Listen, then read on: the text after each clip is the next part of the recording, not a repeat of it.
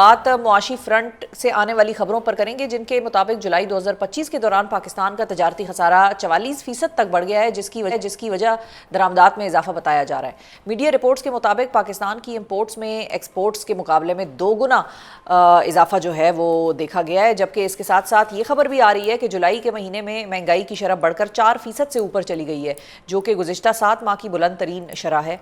ये इशारे एक ऐसे वक्त में सामने आए हैं कि जब पाकिस्तान के IMF के साथ अगली किस्त के इजरा के लिए मुज़ाकरात जारी हैं और IMF की मजीद शराइत का भी बहुत जिक्र हो रहा है। महंगाई की शरह की और तजारती खसारे में इजाफा कितना परेशान है, इस हवाले से गुफ्तगू करने के लिए हमारे साथ मौजूद है वजारत ख़जाना के साबिक मुशीर और माहिर मुआशियात डॉक्टर खाकान नजीब साहब। अस्सलाम वालेकुम डॉक्टर साहब। वालेकुम अस्सलाम जी। बहुत शुक्रिया डॉक्टर साहब, आपने वक्त निकाला। सबसे पहले तो ये बताइए कि ये अचानक 2 गुना इजाफा हमारे ट्रेड डेफिसिट का ये सारा मामला ये क्यों देखने में आया और ये ट्रेंड आगे आने वाले महीनों में किस तरफ जा रहा है? So certainly अगर आप इन फिगर्स को देखें तो एक्सपोर्ट्स हैव इंक्रीज बाय 17%। तो आप कह सकते हैं कि ये तो एक खातिर खा year on year, July on July increase है, but imports have increase by 29%। और चूंकि इंपोर्ट्स का हुजम बढ़ा है तो इसने हमारा जो तजारती खसारा है उसको 44% एक्सपैंड कर दिया है कंपेयर टू लास्ट ईयर जुलाई।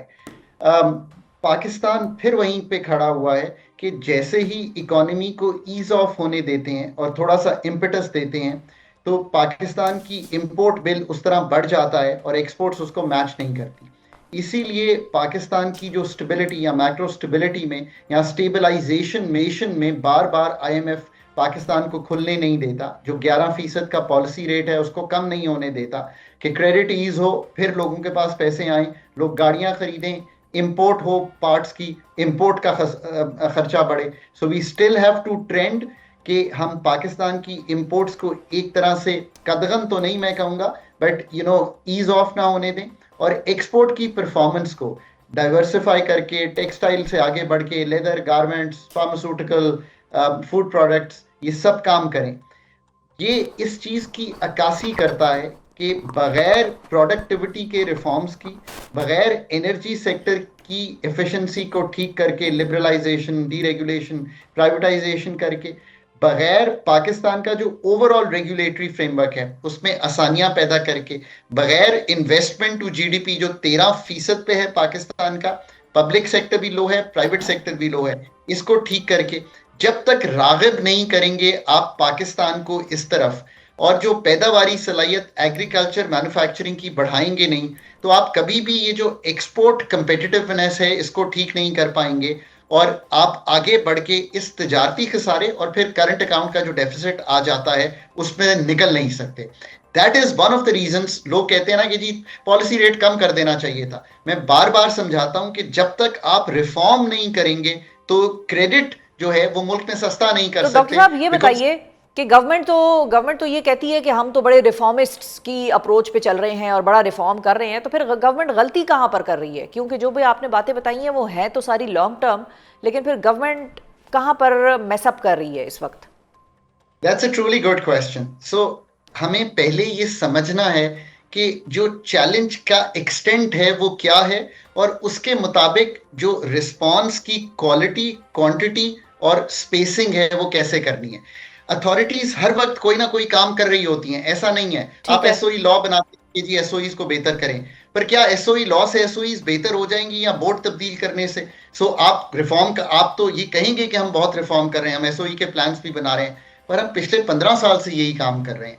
जब तक आप उनको प्राइवेट तहवील में नहीं दे देते आप एनर्जी सेक्टर को ठीक नहीं कर सकते। अगर ये बात है तो फिर तो अभी वो रिफॉर्म जो एनर्जी सेक्टर को कुल्ली तौर पर ठीक करे वो हम नहीं कर पाए। हम टेलीकॉम सेक्टर और आपका सेक्टर, जो मीडिया सेक्टर और तीसरा बैंकिंग सेक्टर में क्यों नुकसान नहीं कर रहे?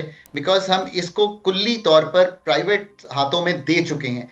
रिफॉर्म या कोई ना कोई रीस्ट्रक्चरिंग अथॉरिटीज हमेशा कर रही होती हैं।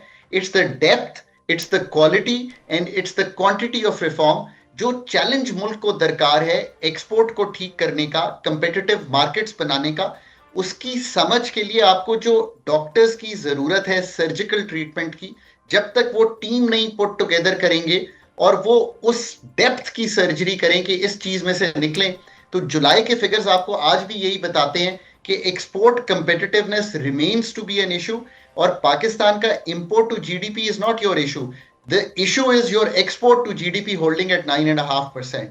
और इसको ठीक किए बगैर आप आईएमएफ से भी नहीं निकल सकते और आप पाकिस्तान का जो बैरूनी खसारे का चैलेंज है उसको मीट नहीं कर सकते। ये ठीक है एक ओवरऑल तनाजुल। ठीक है। अच्छा डॉक्टर साहब, जाते जाते ये भी बताइए कि जो इन्फ्लेशनरी प्रेशर है जो कि अब कहा जा रहा है, पहले हुकूमत ने इसमें भी बड़ा क्रेडिट लिया कि हमारी इन्फ्लेशन कम हो गई है, इन्फ्लेशन कम हो गई है, हालांकि वो कुव्वत ख़रीद का मामला शायद ज़्यादा था, इन्फ्लेशन का मामला इतना नहीं था। अब जो ये 4% से भी ऊपर चला गया है, तो क्या ये भी आने वाले दिनों में बढ़ना शुरू हो गई है और आने वाले वक्तों में बढ़ती रहेगी? तो ये भी अब आपको क्या बताता है, आपकी 29% इन्फ्लेशन थी 2023 में ऑन दी एवरेज साल की, 24 में 24% थी, 25 में 5% से नीचे आ गई। अब जो इफेक्ट था बेस इफेक्ट, यानी कि आप 29-24 के ऊपर ग्रो कर रहे थे, अब आप 5% के अंडर आकर 2025 में अब आप एक दोबारा से लो बेस से ग्रो कर रहे हैं। एक ये बात है। दूसरी ये बात है कि एनर्जी प्राइस पास थ्रू जो हुए हैं, जिनमें आपने देखा कि गैस की कीमत में तब्दीली हुई, कुछ पेट्रोलियम की कीमतों में तब्दीली हुई, कुछ रुपए की एडजस्टमेंट्स हुई, इन सब चीज़ों का आपको एक असर दिखाई देता है।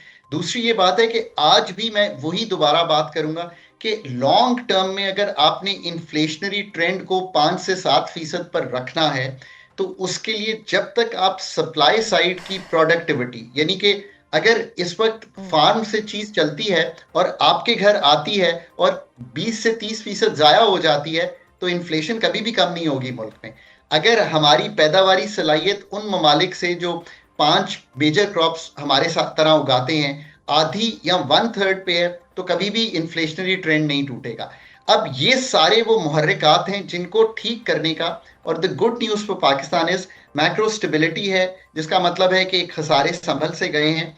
अब आपको जब तक ये जो आपने एक वर्ड यूज किया ना कि डॉक्टर साहब आपने तो, और आपने भी थोड़ा सा if I take this liberty to say, कहा कि ये तो अब डॉक्टर साहब ने तो एक लॉन्ग टर्म की कहानी बयान कर दी है। आप यकीन कीजिए इन डॉक्टर साहब वो स्ट्रक्चर, इसलिए कहा कि 75 साल लॉन्ग टर्म था बहुत, और आगे भी अगले 75 साल भी मुझे इतना ही लॉन्ग टर्म लग रहा है, और उसके बाद भी मैं कोई बहुत होपफुल हूं नहीं। पिछले अगर 15 साल में आप एक यूनिट के अलावा, जो कि बाहर होता था, हमारा एक छोटा सा कंस्ट्रक्शन कंपनी थी, एक भी प्राइवेटाइजेशन ना कर पाए, और पिछले हाँ 25 साल से डिस्कोस प्राइवेटाइजेशन की लिस्ट पर हों, तो फिर it's not a long term problem. The problem is that our ability, our capacity in the public sector to be able to clearly define this and उसको फ्रेमवर्क बना के इंप्लीमेंट ना कर पाए, तो फिर हम कभी भी टेलीकॉम की तरह एनर्जी सेक्टर को ठीक नहीं करेंगे, तो एक्सपोर्ट कंपेटिटिवनेस नहीं आएगी। ये इतनी ही सादा गुफ्तगू है। ठीक। बट अगर आप 3 से 5 साल में ये कर पाएंगे, तो ये मीडियम टर्म हो जाएगा, एक लॉन्ग टर्म को आप तब्दील भी कर लेंगे।